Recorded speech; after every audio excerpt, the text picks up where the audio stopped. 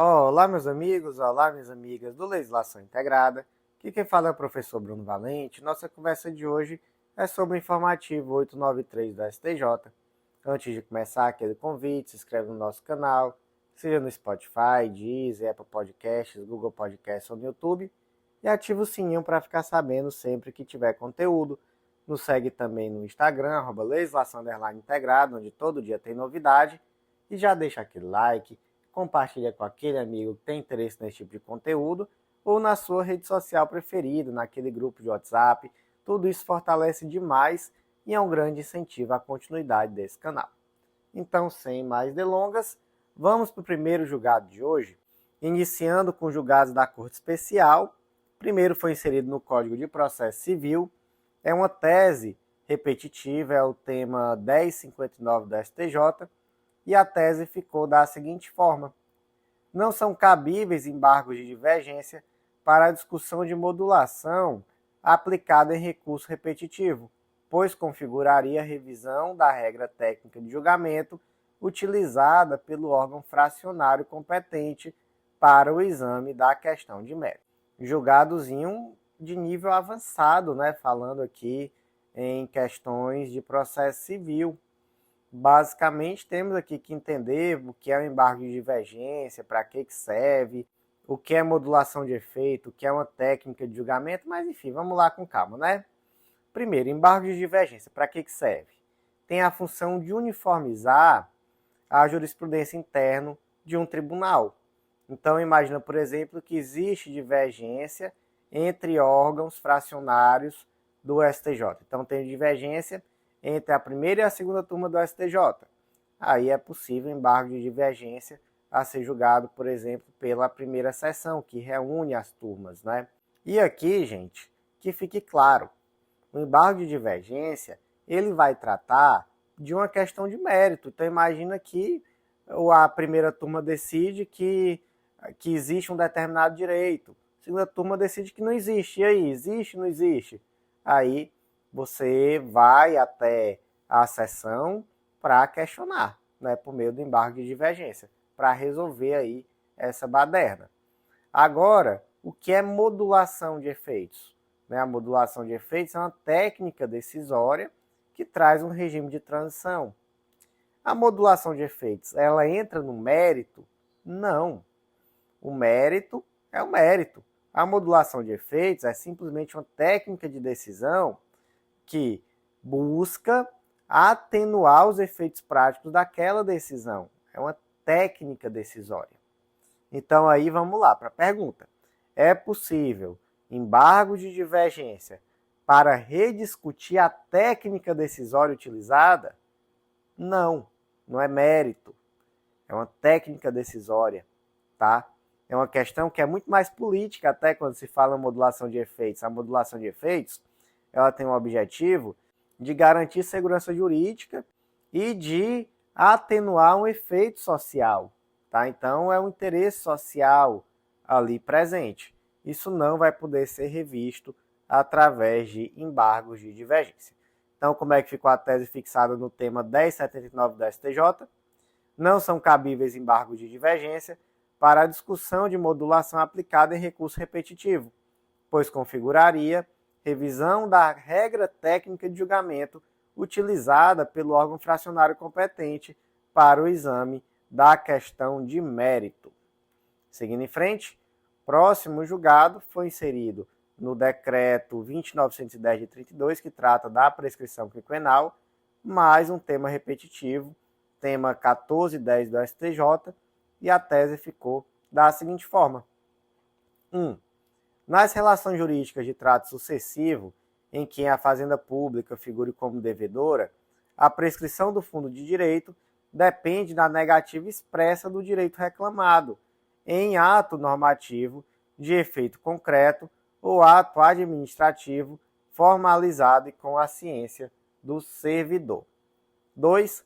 A inércia do município de Estreito Maranhão em implantar adicional por tempo de serviço na forma do artigo 288 da Lei Municipal 7 de 90 em folha de pagamento, não deu início ao prazo de prescrição do fundo de direito. Então aqui o ponto 1 é bem importante, né? E o ponto 2 é importante caso você seja servidor público do município de Estreito, no Maranhão. Se for seu caso, já avisa aí. Então, conceitos necessários. Primeiro, o que é uma relação jurídica de trato sucessivo? É uma relação jurídica que se renova periodicamente. Então, por exemplo, no direito administrativo, você tem vencimentos adicionais, gratificações, parcelas remuneratórias que são pagas mês a mês. E aí, muitas vezes, se ganha uma ação, por exemplo, para se receber uma gratificação, e essa gratificação ela já deveria estar sendo paga há 10 anos, quando você propõe a ação. Você vai poder cobrar esses 10 anos? Não, você pode cobrar os últimos 5 antes da propositura. Não é por quê? Porque a prescrição ela é de uma relação de trato sucessivo. Você não tem a prescrição do fundo de direito, nesse caso concreto que eu falei, que é o próximo conceito.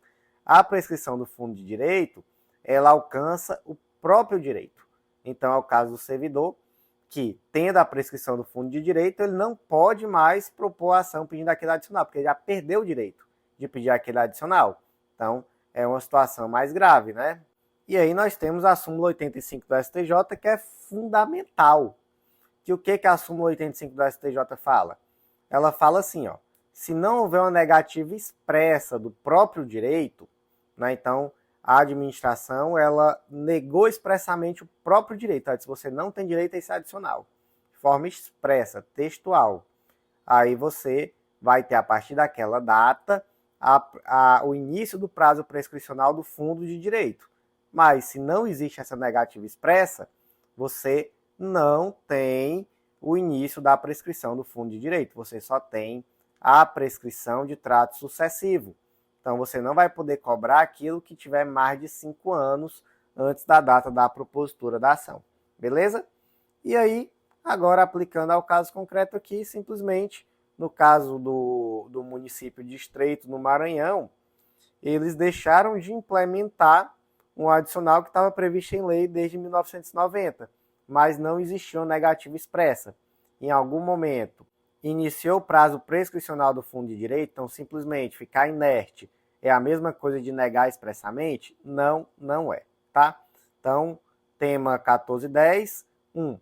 Nas relações jurídicas de trato sucessivo em que a fazenda pública figure como devedora, a prescrição do fundo de direito depende da negativa expressa do direito reclamado em ato normativo de efeito concreto ou ato administrativo formalizado e consciência ao servidor. 2. A inércia do município de Estreito Maranhão em implementar adicional por tempo de serviço na forma do artigo 288 da Lei Municipal 7 de 90 em folha de pagamento, não deu início ao prazo de prescrição do fundo de direito.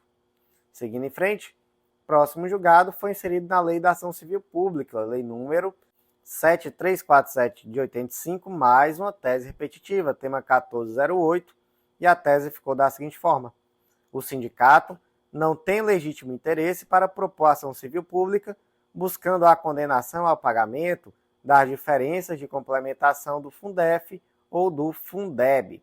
Então, bora lá, né? O Fundeb, o que é? Primeiro, o Fundef. O Fundef foi um fundo de financiamento da educação fundamental que foi instituído lá em 1996, pela Emenda Constitucional 14. Depois ele foi substituído pelo Fundeb e basicamente é um fundo de complementação da União, né? De repasse da União para a complementação da verba de educação dos estados e municípios, beleza? A dúvida que é saber se o sindicato é legitimado para propor uma ação civil pública pedindo diferença de complementação do Fundeb. E aí qual foi o argumento aqui do sindicato? Ele afirma que como parte do dinheiro do Fundeb é destinada à remuneração dos professores e demais profissionais de educação, haveria um interesse da classe em questionar o valor que veio via Fundeb, e por isso haveria uma legitimidade do sindicato. Há? Não, não há. Por quê? Porque o interesse direto aqui que está sendo discutido é do município, não é do sindicato, não é dos sindicalizados, é do município, não é da classe representada pelo sindicato, tá? Essa legitimidade em abstrato ela não basta para configurar um legítimo interesse processual em um ACP. Dizer, se o município receber mais dinheiro, vai vir mais dinheiro para os professores, eu, enquanto sindicato da categoria de professores, então tenho legitimidade para propor a ação. Não, tá? Não. Essa mera subvinculação remuneratória dos recursos não altera a titularidade para propor alguma ação. A ação tem que ser proposta por quem tem legitimidade, que no caso é o município. Então, como é que ficou a tese fixada do tema 1408 do STJ? O sindicato não tem legítimo interesse para propor ação civil pública buscando a condenação ao pagamento de diferenças de complementação do Fundef e do Fundeb. Próximo julgado diz respeito à Lei 9639 de 98, também uma tese repetitiva, é o tema 1401 do STJ, mas aqui nós vamos ler somente o destaque, tá bom? Não são aplicáveis a bloqueios do FPM em razão de dívidas com contribuições previdenciárias os limites de 9% da cota parte e de 15% da receita corrente líquida. Aqui é um julgado muito específico e como não vai ser do interesse da grande maioria das pessoas, vai estar lá bem explicado e bem aprofundado no material escrito, tá? Então, seguindo em frente, próximo julgado, inserido na Lei 8.213 de 91, Lei dos Planos de Benefícios da Previdência Social, e é mais uma tese repetitiva, é o tema 1421 do STJ, tese da seguinte forma: não retroage à data do óbito ou do recolhimento à prisão o início dos efeitos financeiros da pensão por morte ou do auxílio reclusão requerido por filho menor de 16 anos após 180 dias do evento ocorrido na vigência da modificação do artigo 74, inciso 1 da Lei 8.213, pela MP 871 de 2019, convertida na Lei 13.846 de 2019. Então, vamos lá, né? Tratamos aqui de auxílio reclusão. Primeira coisa, o que é o auxílio reclusão? Auxílio reclusão é um benefício previdenciário, né? Ele está previsto lá no artigo 80 da Lei 8.203 de 91, e ele é devido aos beneficiários do preso nas condições da pensão por morte, beleza? Um outro conceito interessante aqui, importante, né, na verdade, para entender, é o de data do início do benefício. Também, às vezes, está só a sigla DIB, DIB. Basicamente, a data de início do benefício é o marco a partir do qual o benefício é devido. Então, por exemplo, no caso de morte, a pensão por morte, ela é devida desde a data da morte, desde que o requerimento se der em até 180 dias após esse evento. Agora, se o requerimento administrativo for mais de 180 dias depois da morte, aí a data do requerimento administrativo é que vai ser a data de início do benefício. Beleza? Aí, gente, imagina uma situação assim, ó. O Pedro, ele é segurado do regime de previdência social, regime geral. Ele morreu em 2021. E ele deixou um filho menor de idade, ele tinha 8 anos de idade, o filho dele era o Lucas. Aí a mãe do Lucas, só um ano depois, fez o requerimento administrativo pedindo o auxílio reclusão. Foi deferido, mas a data de início do benefício ficou sendo a data do requerimento administrativo, porque já tinha passado mais de 6 meses da data da prisão. Aí ela propôs uma ação judicial dizendo, olha, aqui não pode ser a data do início do benefício dessa forma, porque não corre prescrição contra absolutamente incapaz, e Luquinha só tem 8 anos de idade. Então ele não pode ser prejudicado pela prescrição, deixando de receber esses valores que lhe seriam devidos desde a data da reclusão do pai dele. Isso está correto?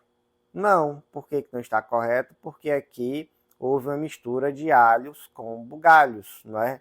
Não há que se confundir prescrição, que de fato não corre prescrição contra absolutamente incapaz, com a data de início do benefício. A questão aqui é que a data de início do benefício é a data do requerimento, nesse caso concreto. Não tem nada a ver com prescrição, beleza? Então, como é que ficou o tema 1421 do STJ? Não retroage a data do óbito ou do recolhimento à prisão o início dos efeitos financeiros da pensão por morte ou auxílio reclusão requerido por filho menor de 16 anos após 180 dias do evento na vigência da modificação do artigo 74, inciso 1 da Lei 8.213 de 91, pela MP 871 de 2019, convertida na Lei 13.846 de 2019. Seguindo ainda em julgados da Corte Especial, o próximo foi inserido no Código Penal, destaque da seguinte forma: a violência psicológica contra a mulher não exige dano psíquico, apenas dano emocional, que pode ser comprovado de qualquer forma, dispensando a prova técnica. Então aqui estamos no âmbito do crime do artigo 147b do Código Penal, crime de violência psicológica contra a mulher. 147b. Causar dano emocional à mulher que a prejudique, perturbe seu pleno desenvolvimento ou que vise a degradar ou a controlar suas ações, comportamentos, crenças e decisões mediante a ameaça, constrangimento, humilhação, manipulação, isolamento, chantagem, ridicularização, limitação do direito de ir e vir ou qualquer outro meio que cause prejuízo à sua saúde psicológica e autodeterminação, pena reclusão de 6 meses a 2 anos e multa, se a conduta não constitui crime mais grave. Além disso, a pena é aumentada de metade se o crime é cometido mediante o uso de inteligência artificial ou qualquer outro recurso tecnológico que altere a imagem ou o som da vítima. Essa majorante foi incluída lá em 2025 pela Lei 15.123 de 2025. Beleza? Agora, gente, qual é o ponto aqui central para esse julgado? É o comecinho do dispositivo, né? Causar dano emocional à mulher. O que é um dano emocional? O que é necessário para comprovar que houve o dano emocional? Precisa de perícia técnica? Não, não precisa, tá? E aqui o STJ fez uma distinção do que seria um dano emocional para o que seria um dano psíquico. Dano emocional é um abalo, é uma alteração relevante do bem-estar da vítima, né? Tem impacto sobre sua vida, sua liberdade, sua autodeterminação, mas não se confunde com algo mais grave, que é um dano psíquico, que aqui pressupõe uma lesão à saúde mental, um adoecimento diagnosticável, uma sequela que é clinicamente identificável. Então aqui o dano psíquico, ele demanda uma prova pericial. É necessário, por exemplo, que se verifique que essa pessoa passou a apresentar, por exemplo, crises de pânico, ansiedade generalizada, enfim, alguma coisa, né? Alguma doença mental mesmo, propriamente. É algo mais sério. A lei exige isso? O artigo 147b exige isso? Não. Ele fala em dano emocional. Então, basta realmente que se verifique que essa mulher ela tem um dano que prejudica seu pleno desenvolvimento, sua condição de vida, seu comportamento, não é? Então, o efeito prático é que não é necessária uma prova pericial, um laudo técnico, para que se verifique o dano emocional e se esteja diante do crime do artigo 147b. Então, como é que ficou o destaque? A violência psicológica contra a mulher não exige dano psíquico, apenas dano emocional, que pode ser comprovado de qualquer forma, dispensando a prova técnica. Seguindo em frente, vamos ainda para um julgado inserido no Código Penal, destaque da seguinte forma: 1. A ameaça de prejudicar ou a promessa de favorecer a vítima não constituem elementares do crime de assédio sexual. 2. O assédio pode configurar-se por meio de atos que evidenciem o intuito sexual implícito do agente. Então, crime de assédio sexual, artigo 216-A. O que está lá no artigo 216-A? Constranger alguém com o intuito de obter vantagem ou favorecimento sexual, prevalecendo-se o agente da sua condição de superior hierárquico ou ascendência inerentes ao exercício de emprego, cargo ou função, pena de detenção de 1 a 2 anos. E aqui como é que foi o caso concreto? Era um desembargador que, conforme narrado aqui, ele tinha algumas condutas em relação às comissionadas do gabinete que eram mais ou menos assim, ele ficava fazendo convites insistentes para jantar, café, para pernoitar na casa dele, aí ficava fazendo sempre comentários sobre a aparência dessas mulheres, enfim, não é sempre ali com falas de teor sexualizado e insinuante. E não existia assim uma ameaça literal, dizendo, se você não aceitar, você vai ser exonerada. Ou então, não é uma promessa de vantagem, se você for comigo nessa viagem, você vai ser promovida. Nunca teve nada disso, não é assim, de forma clara. Mas, como existia uma relação hierárquica, essas mulheres, elas se viam como constantemente constrangidas, tendo que passar por aquelas insinuações, aqueles convites, meio que de mãos atadas, né? Meio que precisando realmente se submeter àquilo ali. E aí, gente, a questão é, há aqui um crime de assédio sexual, ou para que haja um assédio sexual, era necessária a ameaça realmente, ou a promessa de um favorecimento? Gente, não seria necessário, tá? Nós não temos essa promessa de favorecimento, essa ameaça como elemento típico do crime de assédio sexual. Basta que haja realmente uma superioridade hierárquica ou uma ascendência funcional. Obviamente, não se confunde assédio sexual com a paquera, uma aproximação consentida.